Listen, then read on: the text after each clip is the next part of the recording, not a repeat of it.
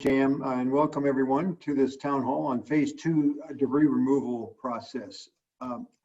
First of all, I want to say how grateful I am for the excellent partnership and coordination with our state and federal agencies. This is the first time for many of us at the county level, so we are fortunate to be working with an experienced disaster recovery specialists who are with us tonight. Today, in fact, at the Board of Supervisors meeting, we approved a contract with Four Leaf, a company, an expert on rebuilding permitting processes, to establish an expedited process for our fire survivors. They have experience from Paradise and other fire devastated communities, and I know they're going to help us to get along with a speedy recovery as we can hope for. The board also approved a proposal that provides greater leeway on working with property owners whose homes were unpermitted. That's a big question. I think that was the estimate was about of the 940 plus that were destroyed, about 260 might have been unpermitted. We also approved fee reductions to ease the financial burden of rebuilding. Those reductions amount to about 30% of normal planning associated fees. Things are moving very quickly on the cleanup efforts that will prepare us for rebuilding, and I want to thank Supervisor Ryan Coonerty and his staff for their partnership on our recovery plans and our efforts to form the new Recovery and Resilience Organization. And I will turn it over to him to make a couple comments before we get into the Q&A and presentations. Thank you, Bruce. And as you said, this is really a collaboration between my office and your office, as well as between the county and the state, the federal government, and the community. And I know that there are lots of questions. We'll do our best to get through them tonight as quickly and thoroughly as possible. But we also recognize there may be more questions than we have time. And we're really committed to coming back and making sure that all your questions get answered. We'll capture all the questions in the chat and then make them available as we get answers to be able to give people some certainty about what the coming months look like. But thank you for working with us, and we look forward to hearing your questions tonight. Great. All right. Well, we'll turn it over to Dr. Marilyn Underwood, Director of our Environmental Health Department at the county, for a discussion about the county's role in phase 2. Good evening. Hopefully you can all hear me fine. I'm going to kind of frame the assistance that we will be getting. Well, we've already started getting it, and we will be getting in the future for phase 2 removal. And I want to say a little bit about why we're doing it. Basically, we know the structures when they burn have a lot of different heavy metals as well as other chemicals. And from other big structural fires and wildfires in the state, there's now a process set up to essentially go in and try to get that structural ash and that toxicity and the household hazardous chemicals out of there in a safe way so that it's the whole community is not affected and our watershed and other parts of our environment are protected. The way we do that is actually by asking for help, because the county didn't have the ability to do this on these many different properties that were burned. And so we reached out to the Office of Emergency Services, who again worked with FEMA, and they will describe that more, to provide this assistance to us. And we thank them very much. As you know, phase 1 has US EPA was asked to work with us on phase 1 to get the household hazardous waste out. That started September 28th, and they're virtually finished here. There is a map that's on our website that show their progress, and they just have a few different properties left that they're dealing with, but they're planning to be out of here pretty soon. And the reason why they go first is they're getting out the chemicals that can't go into our landfills. Just as we have to keep out household hazardous waste, not dump it into our trash cans, it similarly has to be taken out first. So that the next phase can happen. So I wanted to just say a little bit about that. Why is it we do require this of the properties, and why is that required? That is required under now an emergency ordinance that was passed by the board on October 20th. And that emergency ordinance basically says that a property owner that has structural problem and structural debris must engage, or hazardous trees, must engage in a process to clean it up. And there's just basically two options. One is the public option, which we'll have a lot of information and experts tonight to describe. And the second one is a private contractor approach. In this case, you might use your insurance money, or you have out-of-pocket, you can pay for out-of-pocket, engage a private contractor to do the cleanup after phase one is done. So we have a number of those folks that have done that already and are already engaged in cleaning up. The advantage obviously is that they can get engaged a little bit sooner, perhaps because of the public option being coming up soon, but not here yet. But the downside is obviously that you have to pay out of pocket. I will say all of these documents that to engage in applying for a private contractor option are on our website, as well as a model work plan. So that these various contractors out there can use this model work plan. And it's really the best way. So to provide that back to us with the information provided, and we can review it, approve it, and the work can get started. We also have the information to sign up for the right of entry. And the county is responsible for collecting those right of entry forms. And then we provide them to the state. We've already started providing those to the state.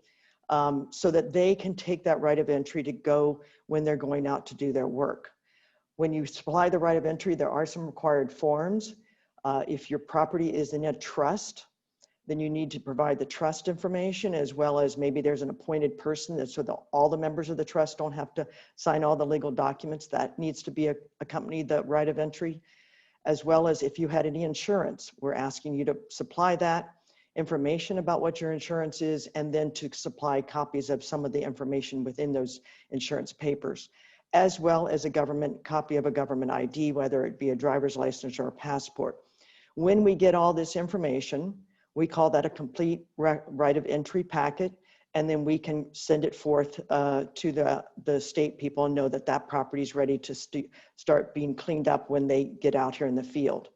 And I just wanted to take a minute to show you those options on our website. Oops, I'm disabled as a participant to share my screen. Could you let me do that, JM? Yes, give me just 1 second here. Okay. And I also wanted to say, you can also, we are kind of getting this process up and running of accepting these right of entry. We're a little bit behind where we're trying to catch up, but where there is a map that is already live on our website that you can show the progress of see that yes, the application was received and then we approved it. We will be in turn also supplying back to you the right of entry that's approved. And again, that will be coming in the next few days to weeks.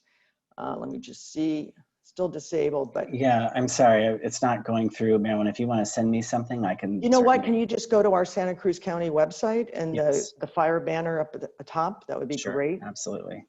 Thank you. Let me make sure of the other option. Oh, so in the emergency ordinance, it did say that everyone has to sign up for one of these two options, either the private contractor or the right of entry government option, sooner than 30 days and no longer than 60 days after the passage of the ordinance, and I'm allowed to set the date. And it turns out it's very convenient to set the date of December 15th, partly because that's also when the state told us that the right of entry forms are due to them. So at this point, we need all property owners that had a structure burned to sign up for either the private contractor option or the right of entry option by December 15th. Here you can see we have revamped it just recently on December 16th. And if you can scroll, there is the emergency ordinance that you see in one of the bullets up there. But as you scroll down here, there's a little bit of information about phase one. We're sort of putting phase one on the back burner a little bit. That's in there. But as you move down, now we have the government option, a really cool chart that kind of helps explain what's included in the government option and was supplied by the folks tonight is next. And that can be expanded so you can see it better. I will say one of the things important to note on there, they do not have burned water tanks on there. But I was told, and Kendra can talk about that, will be included. You can see here's your right of entry forms to sign. You can even use a DocuSign or a PDF and download it and sign it and then scan it and send it in or mail it in or bring it into it at an appointment. And I want to keep going down just because they're going to talk a lot about this right of entry information or a lot more about the government process. But I wanted to point out here also the private contractor here. And if you could stroll, sorry, just a little bit back up, There you go, stop. Right there you see there's a click here to see the list for contractors working at the CZU. What we are providing there is a list of, I think it's around 12 contractors so far that we have received approved work plans for work out in the community. So that's, and again, there's probably more and we might receive more from other contractors and we'll keep adding to that list, but I just wanted to let you know that's there. And then further down is the application that the property owner applies for us to go the private contractor option, and also the model work plans, some information about where you can dispose of your waste, because the landfills are, there's a lot of landfills possibilities, but they're all very concerned about the waste and what tests you have to run before you can provide it to them, and what forms you have to provide to them before you bring the waste there. So with that, one more thing, go back up if you don't mind, JM, and you can go back to the home page up there. If you click the home page and then go to maps and data, I probably didn't have to go to it this way, but maps and data, there you go. Here's phase 2 cleanup app. And here you can see that there's some information about, you not only can see the phase 1 parcels and their different colors, all the green ones are the ones that phase 1 has already occurred on, but you also can see the, at this point we've received 192 right of entry applications that have been entered into the app. 40 applications are still having to be reviewed, 152 have been accepted. And then you can see on the right side, although it's a little bit being blocked by me, oh, there we go. We have 54 private contractor applications, 5 we're still reviewing, and 49 have been accepted, and in many cases work has begun. So with that, I think those are the things I wanted to run through. I will turn it over now to Kendra Boyer, and she's going to explain her very important role of her. She's the branch director from OES that and helps us in the counties in the Bay Area move forward with the debris removal. And with that, I'll turn it over to you. Thank you so much, Dr. Underwood, and thank you to Supervisor McPherson's and Coonerty for allowing us to be here with you this evening. On behalf of the Governor's Office of Emergency Services, I do want to express our condolences to all the survivors out there who have suffered such great loss from the CZU lightning complex, and so we do want to express our condolences to you. But we are here to also speak about the phase 2 state program that we have available to all the residents that have suffered from that. As was spoken to previously, phase 1 has already begun. That's performed by the US EPA or the Department of Toxic Substance Control, and that is a separate, albeit connected program to the phase 2 program. With CalOES, we are basically the facilitators of the phase 2 program between Cal Recycle and who's one of our partner agencies here at the state. CalOES mission tasks Cal Recycle to contract the work that's being performed by the contractors. The contractors are hired with 2 separate contracts. We have our monitoring and environmental contract, who also does just what that states, the environmental sampling and testing, as well as monitoring the work that's being performed by the debris removal contractor. So those are 2 separate contracts. And I will go into detail about exactly what the program entails and what it involves and what it doesn't involve. The first thing that I need to point out is that it all starts with that right of entry form that Marilyn was speaking about, that ROE. This is a very, very important phase, because if we don't have the right of entry forms, we're not able to access your property to start performing the work in order to get you started back into the recovery phase. So that's a very, very important part of the process. There on the right of entry form, as Marilyn pointed out, It's on their website, so you can access it that way. Again, multiple different ways for you to turn that into them. And Marilyn can explain that again if you'd like further in the conversation. But on that right of entry form, there are a couple of important things for you to notate. One of those is that you must disclose if you do have homeowners insurance. That's one important part. Also, there's another section at the very, very back of the form that speaks about special requests. It's basically a notes page. And that's where you can indicate to us and to the contractors if there are septic tanks on the property, if there are open wells, or if there are water tanks that you're aware of.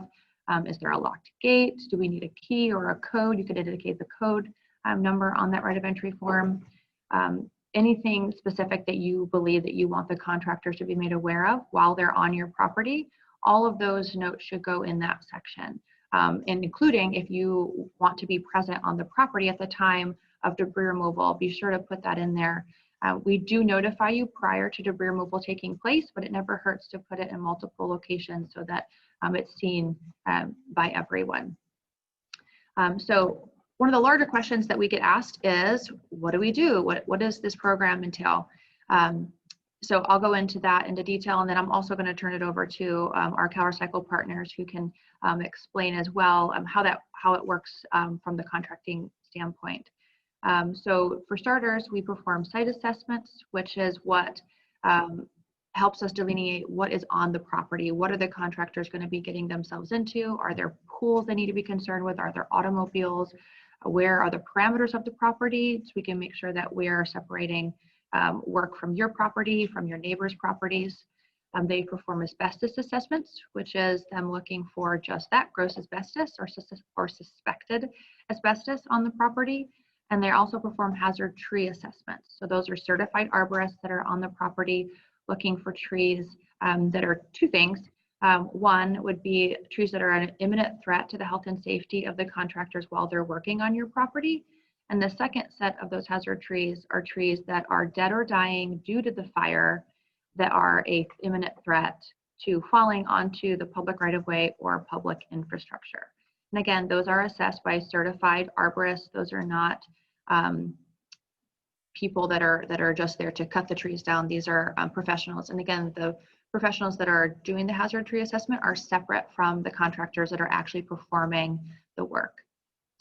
So following the assessment phase, if there is any asbestos found, there will be asbestos abatement because that material is a separate classification and has to go to a separate landfill, which again, our CalRecycle partners can explain that further for you. Once all of the asbestos is removed, if there was any, we do contact the property owners 24 to 48 hours prior to performing the actual debris removal on the property. Unfortunately, we aren't able to schedule the assessments with the property owners because that phase does happen so quickly and it doesn't take much time. They're able to do many assessments in a day. So scheduling with the property owners just isn't feasible. But you will know that the assessments have been completed. Like, for example, the trees will have some type of spray paint or marking on the tree if it is a tree that needs to come down. So there are, and if there is suspected asbestos on the property, those items are spray painted within the ash footprint with pink spray paint. So there are indicators so that you know that the assessments have been done. So if you have questions about what happened during the assessment phase, you're more than welcome to call the county and ask those questions, and we'll be sure to get the information over back to you. So yes, we do contact you before the actual debris removal begins. One question we get a lot is if you can be on site during debris removal, and that's perfectly fine. We just ask and do require that you are staying outside of what we call the exclusion zone. So basically the actual operational area where you have the excavators and the heavy equipment that is performing the debris removal work itself, where the trucks are being loaded. We have that separated off with red caution tape or red hazard tape so that only the people who are working in the zone can be there, but you are more than welcome to be on the property in a safe location away from where the heavy equipment is working. We also get asked oftentimes if the property owners are able to direct the contractors while they're on site. And although we do ask you to inform us of things that you're aware of, such as the septic tanks and things along those lines, there is a specific set of regulations and rules that the contractors must follow. That's called our debris removal operations plan. And so they have already received their direction from the state about what work they should be and should not be performing. Obviously, if you see them performing work that you don't believe they should be, then you're welcome to, to point that out and ask questions. But unfortunately, there is no, what is in the operations plan of what must be performed is the work that must be performed in order for us to complete the work that we've been asked to do by the county. So just real quick, going over some of the items that we do remove metals, which includes aluminum siding, camper frames, things along those lines. That also does include burned vehicles. So if you have a vehicle that was burned, a vehicle, a boat, some type of vessel on the property that was burned during the fire, we will remove that for you as well. And we removed burned ash and debris, which consists of walls, your housing contents. As Marilyn spoke to earlier, the burned metal, burned plastic, like the plastic water tanks that you may have had on the property. All of those items are removed with the ash and debris. We also do remove concrete foundations. So if your home was built on a slab foundation, that concrete must come out with that phase of debris removal.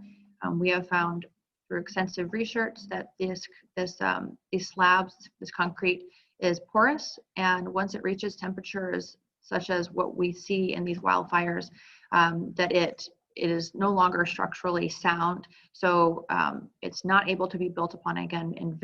I've not seen situations where it has been able to be rebuilt upon, as well as because it is so porous. Whenever it is heated up and it opens up, the ash that's burning from the structure seeps into that foundation, and once it cools off, then all it does is just permeate those heavy metals back into the air, into potentially a home that you may want to build on top of it. So to be a part of our program, we do require that slab foundations are removed.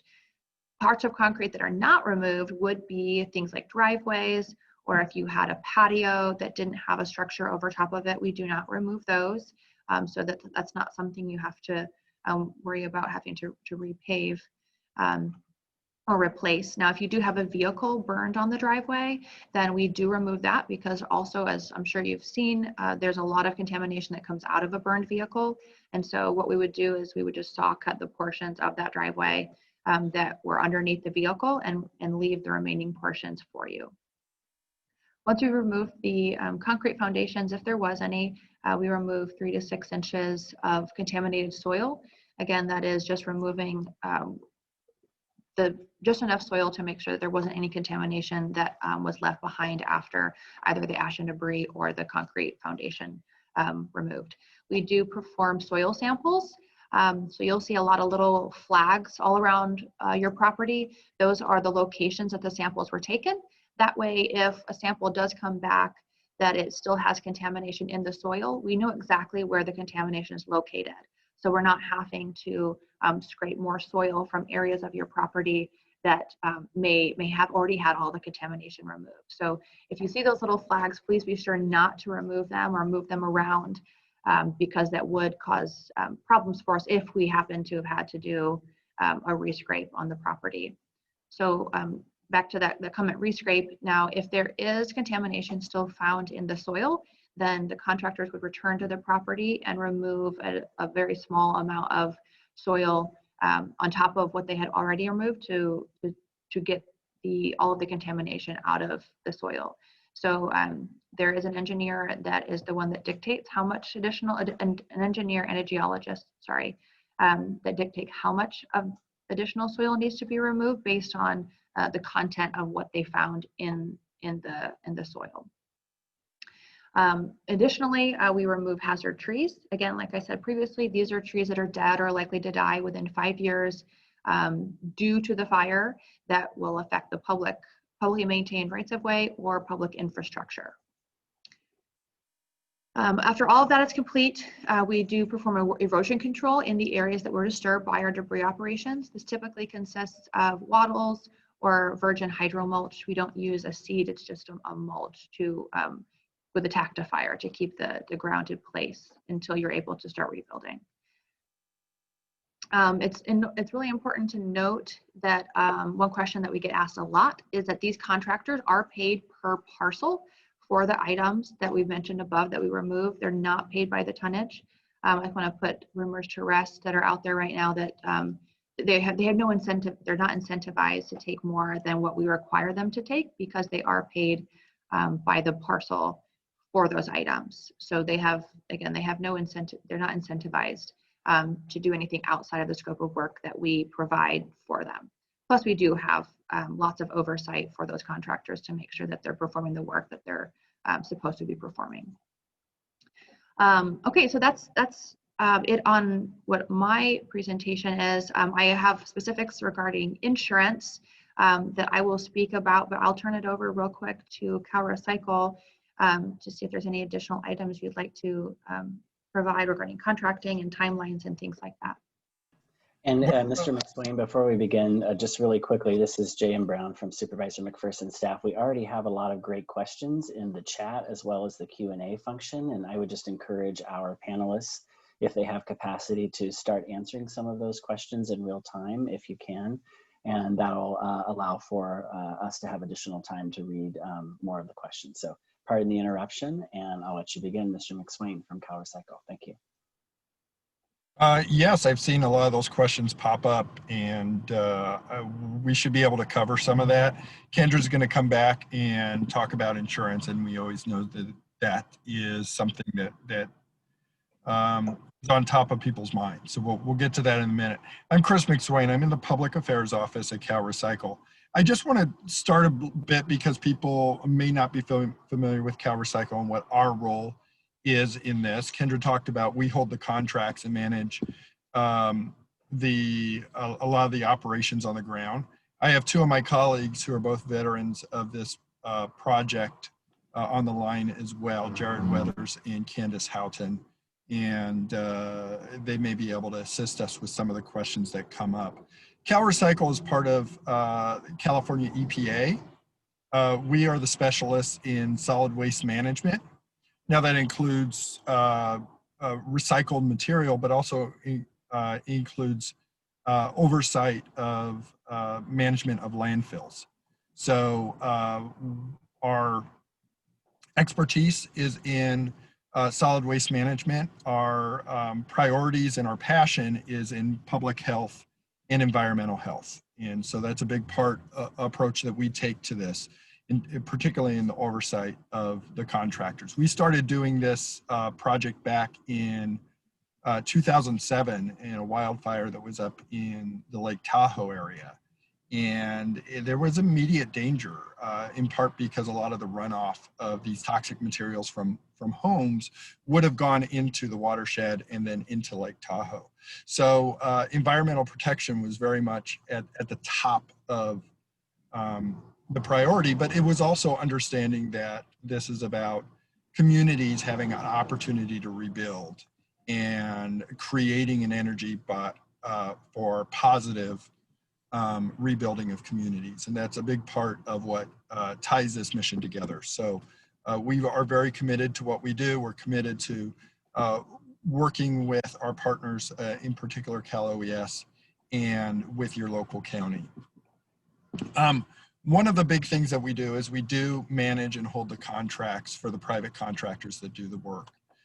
In general, these will be experts in environmental cleanup. They will have a proven track record of being able to do this work. Just over a week ago, we posted the contract solicitation at the direction of Cal OES and the governor's office. This is an expedited process which will allow us to have contractors on the ground in the month of December. Now, I want to put out a caveat, of course, that not every property is going to be at the top of the list in December, but this is going to be very much an expedited, accelerated process to get this program done. I do want to give you a little bit of an idea on our timelines. In the 2018 fires, those were extinguished in November. I believe, and Kendra can correct me, I believe we are done mostly by 75% of the projects down in Southern California by May, and completely done in the summer. The campfire, which is the largest project that we've ever done, we were able to complete that in a year with 75% of the project done by the end of August. So that gives you an idea of the timeline. We are very cautious about not promising particular timelines because there are so many factors involved. But a big part of the program is understanding is if we do not do this quickly, it doesn't do one of the purposes of this program, which is to reinvigorate rebuilding in the community, which is part of what this project is designed to do.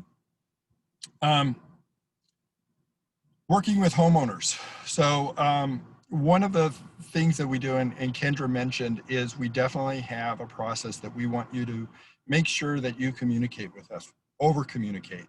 We have several different levels of checks and balances in part of this process. Kendra talked about the fact that the tree assessments are being done by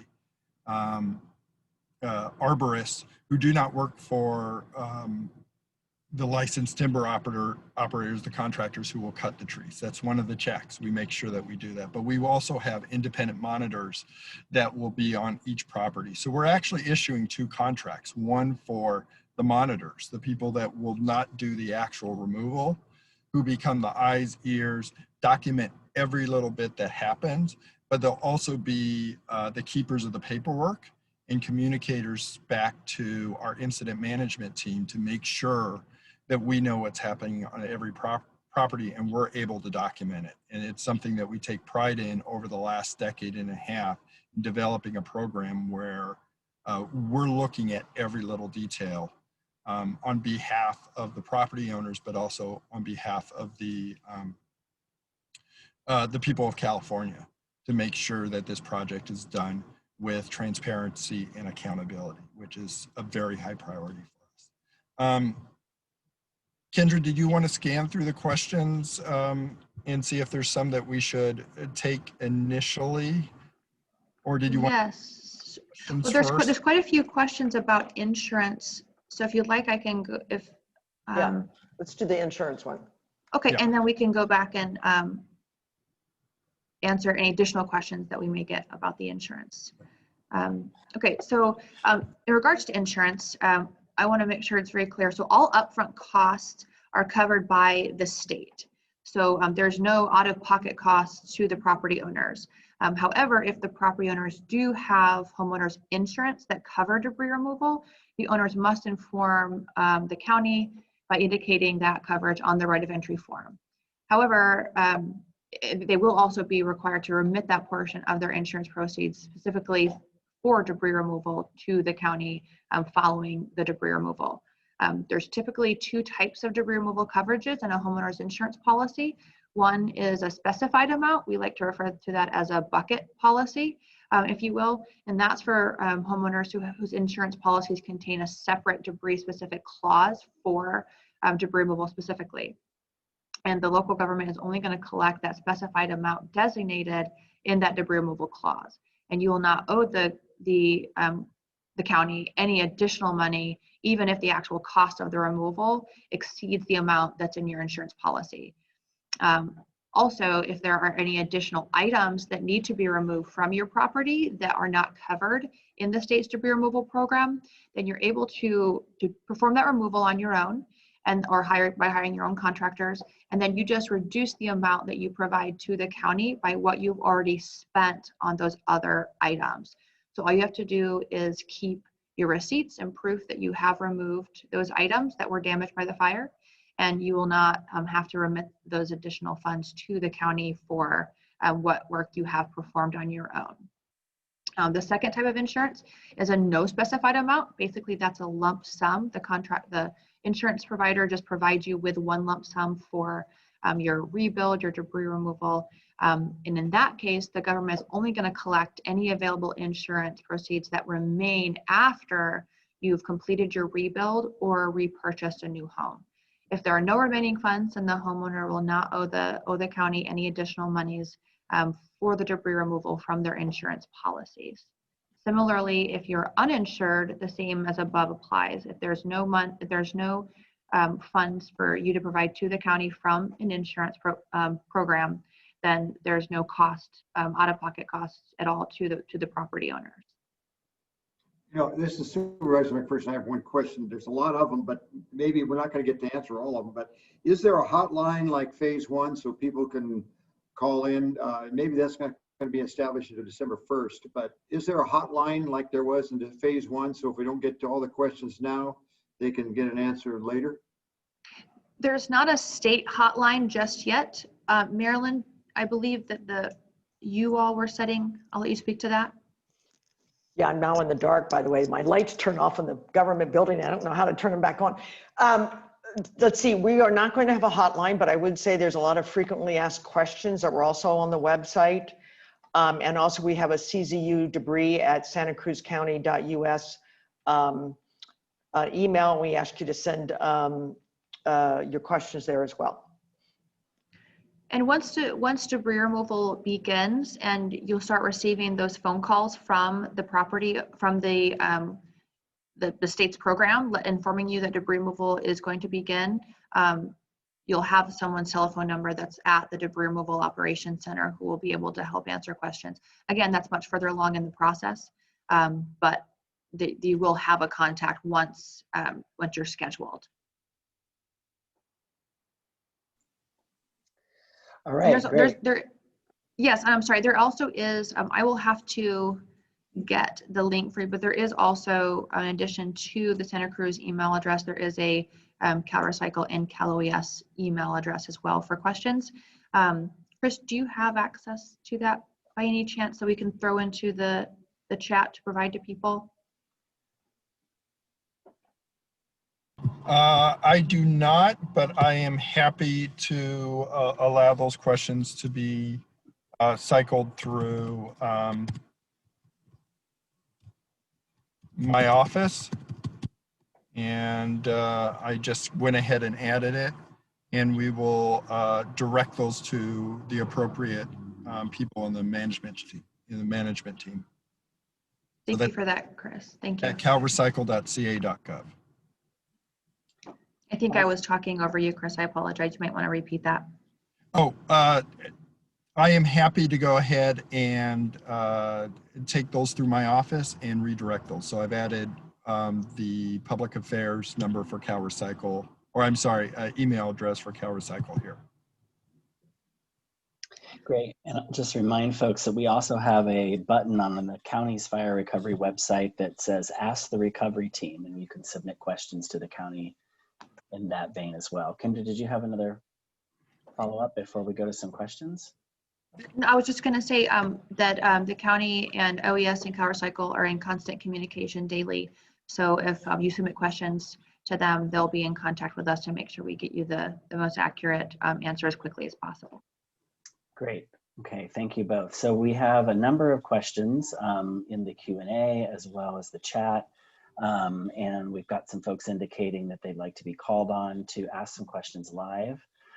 So I'm just going to toggle back and forth between these, and we acknowledge we won't get all of these answered this evening, but we will capture them and we will submit them to our staff for our FAQs, because they've been very informative in past town hall. So we'll begin with the question and answer.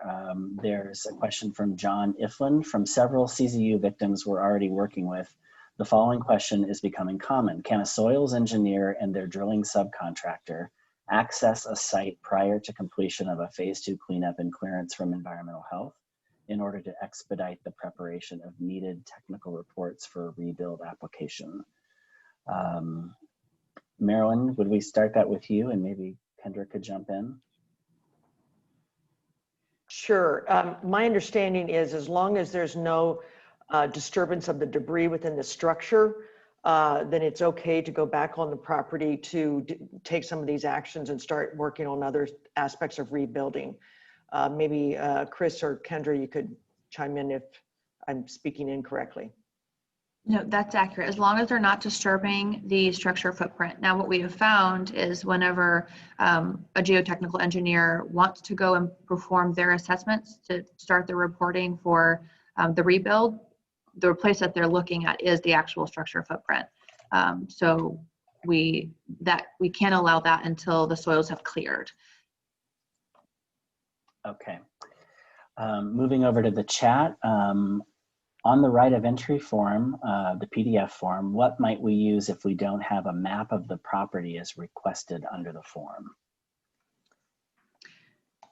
I was going to say, we've had hand-drawn things. I think you're just trying to give people the sense of what are some of the important considerations, like your septic field, where is that in relationship to where the structure is, and that. So maybe I started speaking, but Chris or somebody else might have better info for me. But we've been accepting all forms. That's absolutely correct. I think most of the maps that we receive are as detailed as you can do it is fine. There was a question that just came up is if there's a mistake or confusion on the ROE, does somebody contact to clarify that? Absolutely. But also make sure that you overshare, provide as much detail. But we're going to make sure that we are as clear as possible as to the information that's provided. Absolutely. And if you find that one page is not enough for you to draw what you want to draw, add multiple pages, and whenever you turn it in to the county, they'll be sure to add those pages to the back of the right of entry. So all those pages will come over to the state's program. I would number them, like 1 of 2, 2 of 2, just that way we make sure we've captured it all. And when you are called to be told that we're coming to your property, feel free to ask. Say, hey, do you got that? Did you have all that? Did you have any questions? Feel free to ask the question.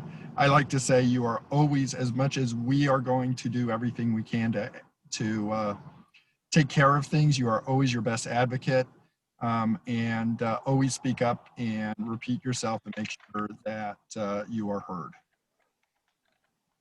Okay, great. Thank you. Now we'll take one of our callers. Hal, you have a question. I'm going to unmute you now and you'll be able to ask your question. This is Hal.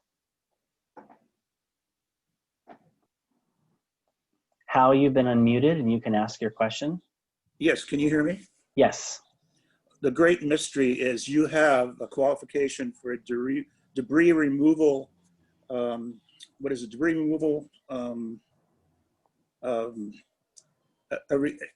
I forgot the term now. It's the it's in my question, debris removal You mentioned release. exemption?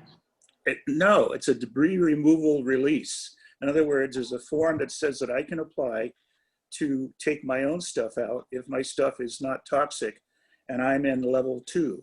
And that would be my shed that burned with books and furniture and hiking gear and a hot tub on a redwood platform.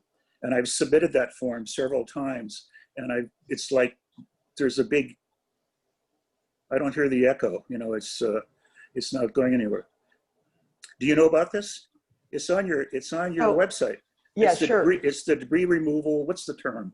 Debris removal exemption. Exemption, I think it is.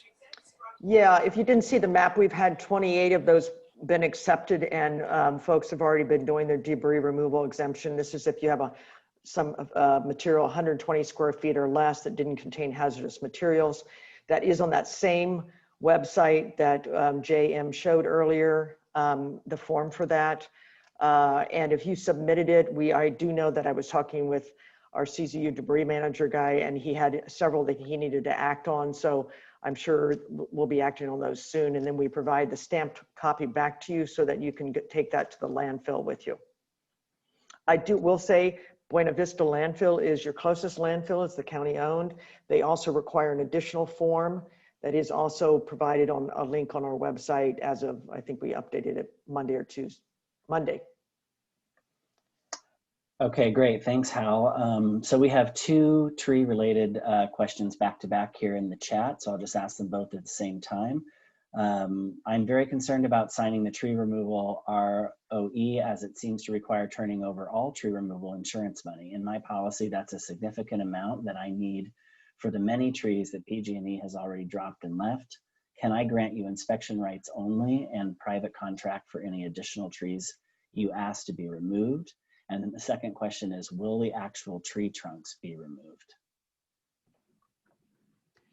Yeah, so I can speak to that, and then Chris, if you'd like to chime in after the fact. So when we perform, when you send the right of entry form, we will be, the hazard tree removal is a part of that. So it's the structure removal and the hazard tree removal. Now, I'm sorry, I'm trying to locate the question here in the chat to make sure I'm answering it accurately.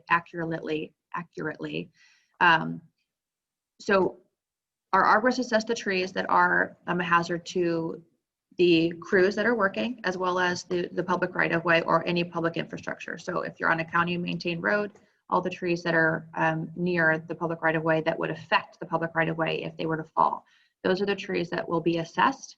And we will only be removing the trees that are a hazard to that public right of way, that are dead or dying.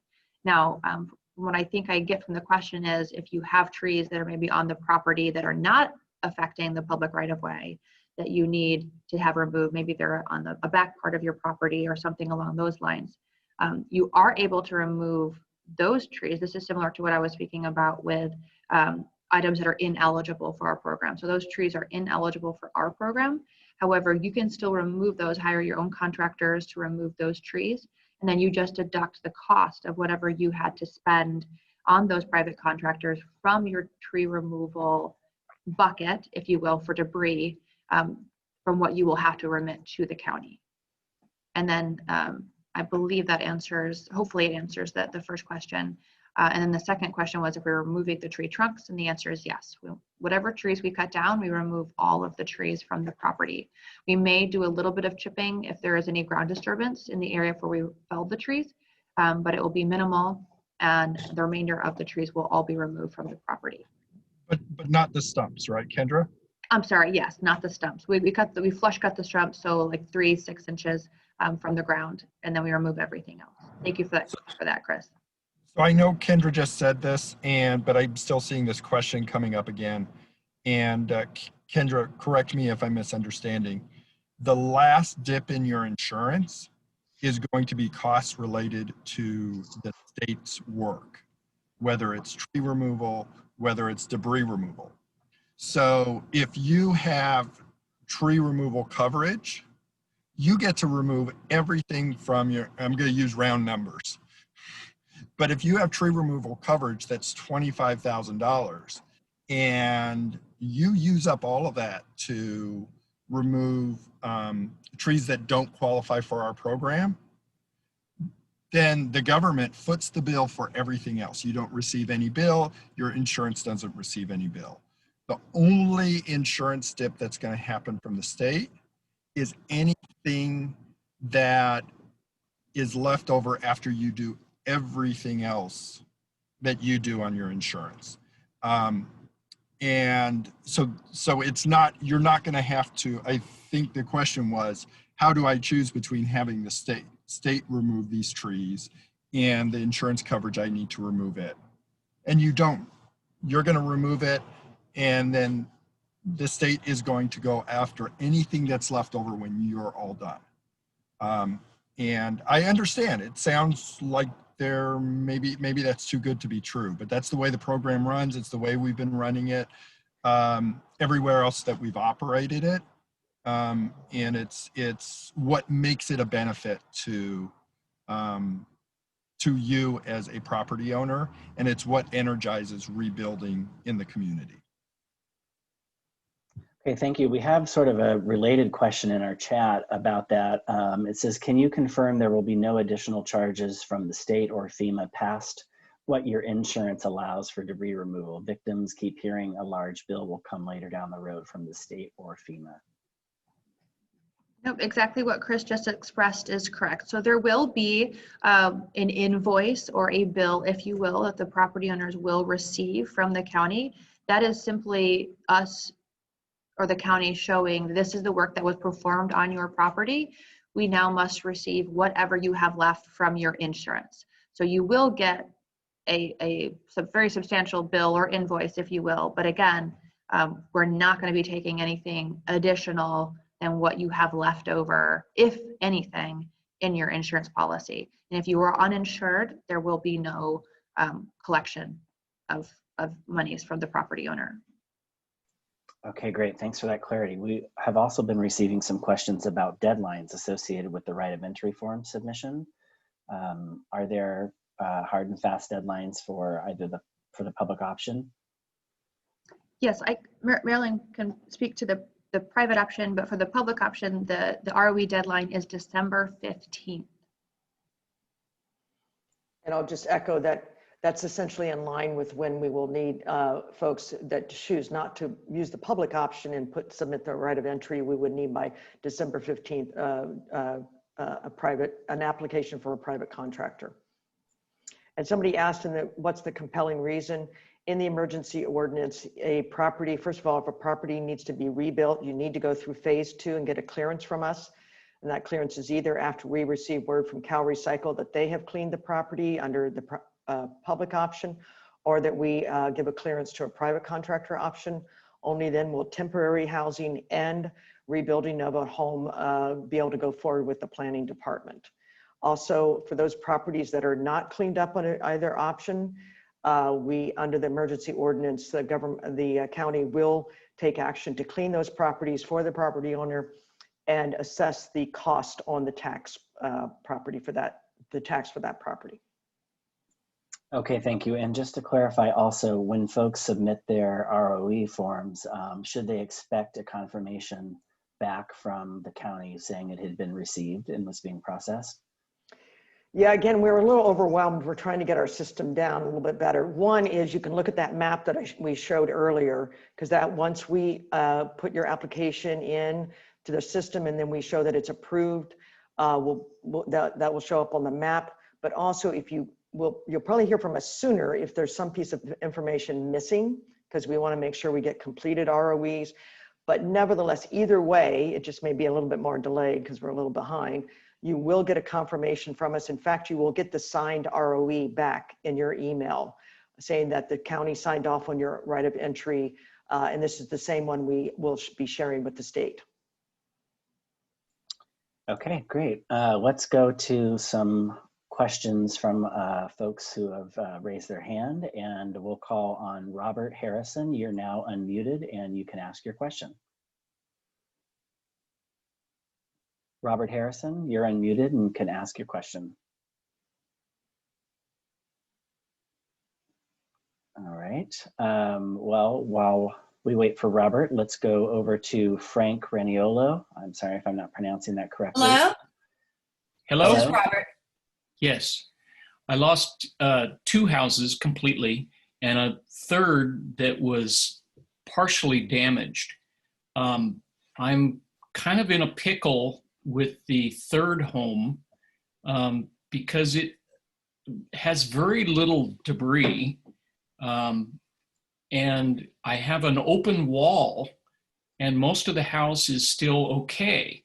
So I can't get a permit because I can't get rid of the debris and I can't get, I don't know what to do.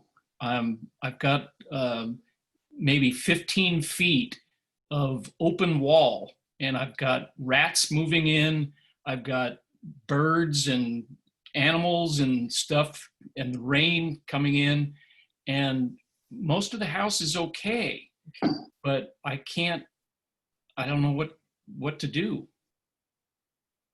So I do think that's a question that kind of other folks have had, not necessarily on tonight, which is these houses that are not completely, have not been completely burned. What's the work that the phase 2 involves on those, if any? Was that a question to me? No. No, it's either to OES or Cal Recycle. Oh, I'm sorry. I thought that was for Mr. Harrison. So we would be able to perform phase 2 for the initial 2 properties that you spoke of that were completely destroyed. The third structure, those do require a separate request for inclusion from the county to the state, but it doesn't sound like that structure was destroyed in such a manner that it was it's unfixable. Is that? And that may fall into the county's exemption program. It's definitely repairable, 90% of the structure was, the structural frame was undamaged. There was a lot of smoke damage and heat damage upstairs, but I'm concerned that I can't put this wall back. And again, it's like 15 feet, both stories of wall that is wide open. And I've got a big blue tarp over it right now, but I can't get rid of the debris and I can't get a permit to repair it. So I'm kind of stuck. Sure. I apologize that I don't have a better answer for you regarding the third structure. I'm not a contractor or an engineer. I don't feel qualified. I apologize to answer that question for you in regards to the third structure. Now, it does sound as though you would be eligible though for the removal of the first two properties. But maybe there's somebody at the county building department who might be able to assist you better than I in regards to what exactly to do to move forward with that third structure. So, Mr. Harrison, let me get back with you separately on this, because it sounds like, to be honest with you, there's other people who had similar situations and how that's been handled in the past in other areas where they've had fire. And Marilyn, could you just repeat your email address so he could Sure. get that question to you? Marilyn, MARILYN, _Underwood at Santa Cruz County, all one word, no spaces, santacruzcounty.us. Okay, great, thank you. We're almost at 7 o'clock, just to do a time check. I'm guessing our panelists wouldn't mind going just a few minutes over, because we still have quite a lot of questions here that we obviously won't get to all this evening, but we will capture them once again and try to work them into our FAQs on the county's website. I have a message in the chat here from Greg. It says, I read that if I use the public option, the county will go after remaining insurance money once rebuild is completed. What if somebody has insurance but decides not to rebuild? What money will the county try to collect? Is there a limit? Yeah, so I can answer it if you'd like, Marilyn. So the long of